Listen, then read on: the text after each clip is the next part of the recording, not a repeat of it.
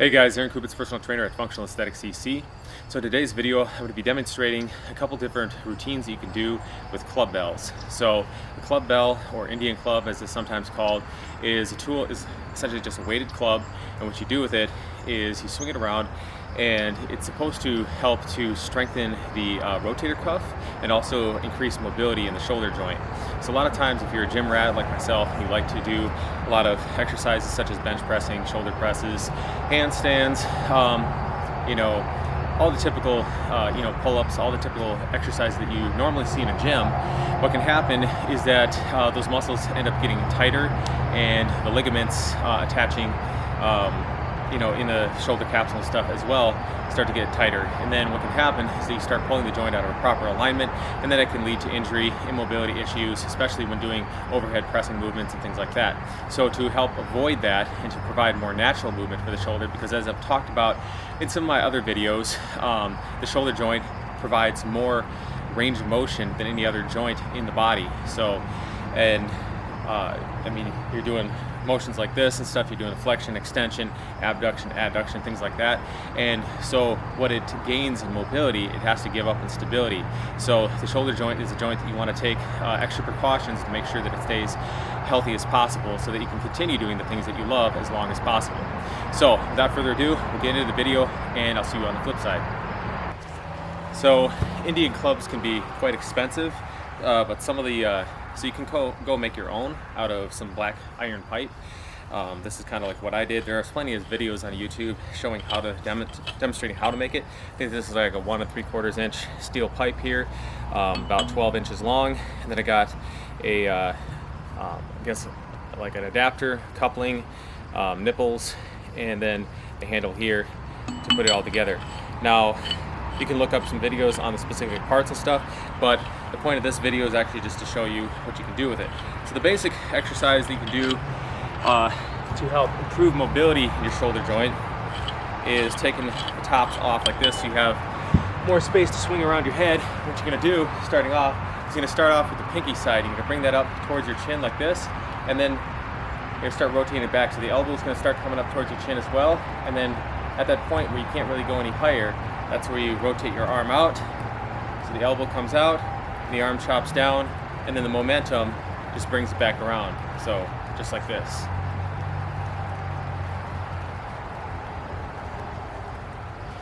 And then once you become comfortable with that movement, you can start getting the other arm into it as well. So you go this way, warm that one up a little bit, and then time them so you can cross the body and do them both at the same time.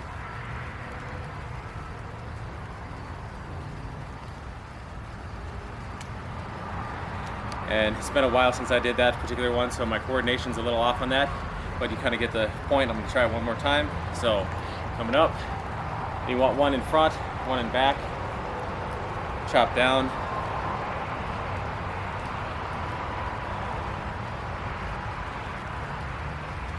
and as you become more comfortable, I have an adapter, another pipe nipple that I add onto there, add a little extra weight if this becomes a little too simple and easy.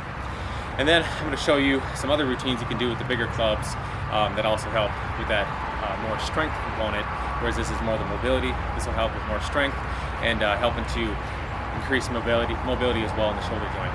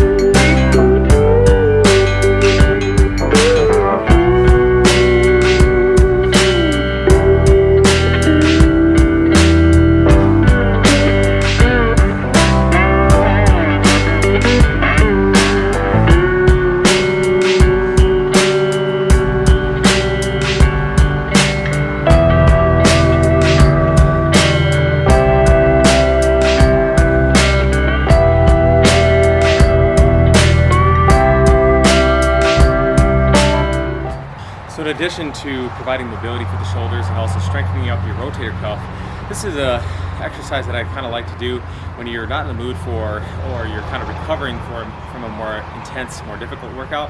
So for example, you've been doing long runs, doing heavy lifting and stuff like that, and you want to do some movement, and maybe you've just been sitting around, a lot on that day or something like that, and you want to do movement, but you're not quite ready to go and do the heavy, more intense stuff.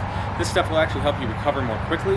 And another side tip is to actually make sure that you're timing your breathing just the same as you would when you're doing push-ups, pull-ups, things like that. So for example, you're doing your push-up, right, and you're breathing in the way down, and then exhale as you're coming back up. Same thing. So when you're swinging them with things like that, you could be breathing in, or breathe in on the way back, and then exhale on the way front. And then you could be breathing in as you're bringing it back behind your head, and then exhale as you're chopping down, and you just get a rhythm going like that. And that'll actually help with your mental clarity, help you recover faster as you get more oxygen to your muscles and things like that, and just help to boost your mood in general without actually having to do something that's super intense. And then another thing that I like to do sometimes in between all of my workouts, if you watch enough of my videos, you see that I like to do some deep breathing, Tai Chi, Qigong, things like that nature, and sometimes just make up my own movements that are kind of similar to the patterns that I've been using when I'm doing the weight training. And that can also help to just kind of be a form of active meditation. And if you're somebody like me that always struggled with ADD growing up, this can help you to help keep your brain more focused and move your body while you're, in a more rhythmic fashion to kind of help focus your mind. Sometimes when I'm doing things that are really intense, it makes me a little bit more jittery when I'm done, rather than focused and calm and relaxed. And these kind of things are good when I'm in the middle of studying and I'm just kind of drifting and not focusing. Either I'll go for a walk, or sometimes just do this kind of exercise, and it helps a lot with that. So sometimes, even in the midst of doing club bell exercises, I'll do breathing exercises such as the following. So you start like this in a just outside shoulder width stance. Take a deep breath, reach over your head.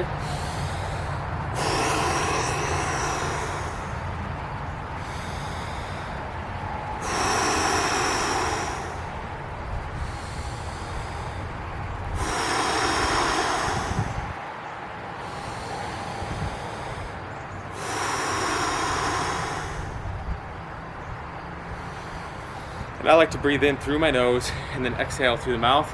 But do whatever feels the most comfortable for you, and it can change from day to day. A lot of times, actually, if you're breathing in through your nose, you actually get more nitric oxide, which can be beneficial for increasing your energy levels and your level of alertness. So another ones I like to do is to sweep across the body. So you're breathing in and then exhale out. So sweep, breathe in, pull it to yourself, exhale out. So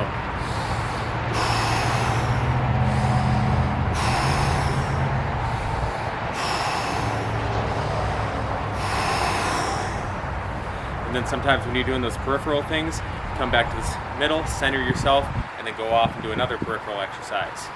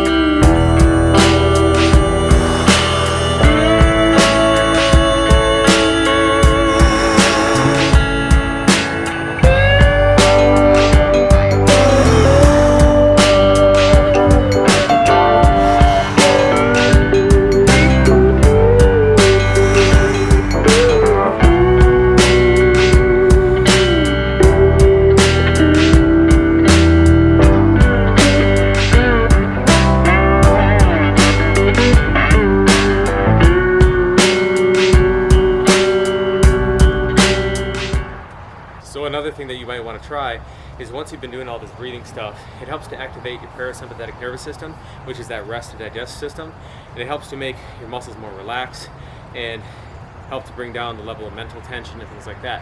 So it's perfect time after you've been doing a couple minutes of that to then go into your stretching exercises, because it'll make you a little bit more loose and make your stretching exercises more effective. One thing that I've shared in another video that I created before was a way to crack your back on your own after doing some of these exercises. And so the way that I do it is I go into that wide leg forward bend exercise you do in like yoga. Clasp the hands behind my back like so, taking a deep breath as I roll my shoulders down and back, lift the chest up, and then keeping my chest lifted up the whole time, I'm going to take in a deep breath and fold forward.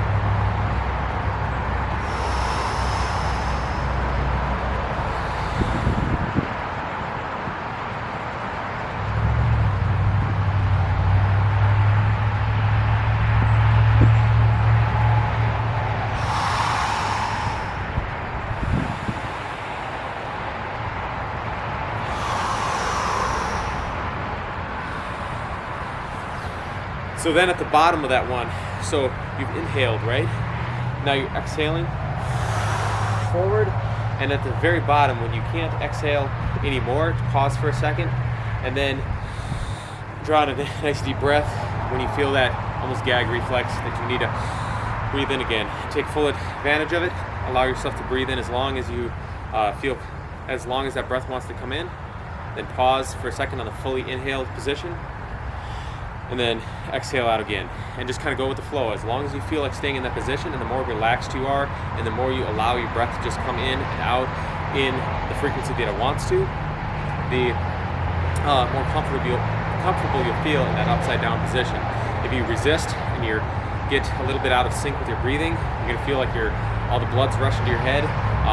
Similar to like if you're doing handstands and stuff, that's actually another good tip. If you're doing handstands, one good tip to prevent feeling like your head's gonna explode when you're standing upside down like that is taking a deep breath, and then as you're going into the movement, and then once you get into the movement, you can hold it for a second, then exhale it all out, and then breathe it back in, and continue that deep breathing pattern like that, and it'll help to relieve the pressure so that you're not feeling like all that blood is going to explode your head. All right, and then what I like to do with the club bell is also freestyle a little bit. There are certain pre-established patterns that you do with these things, but a lot of times I just like to, when I'm going and stuff, I just experiment and see which ones feel like, you know, I'm getting into areas that I haven't previously stretched out. So one of those things is I like to kind of like go across the body like this, bring it behind my head, swing it back this way, and then switch hands.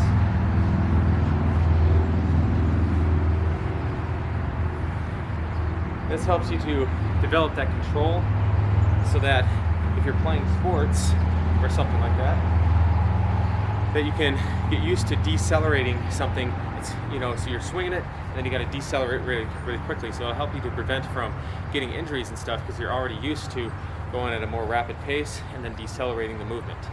So.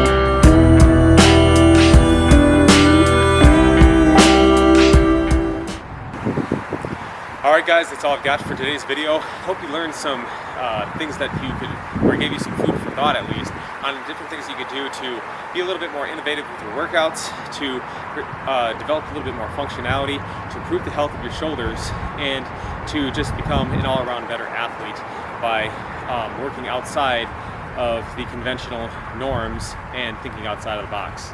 Alright guys, if you enjoyed this video, please hit that like button. If you'd like to see more content like this, hit the subscribe button in the lower right hand corner of the screen. We'll see you all next time for more health and fitness related information. Thanks guys for watching.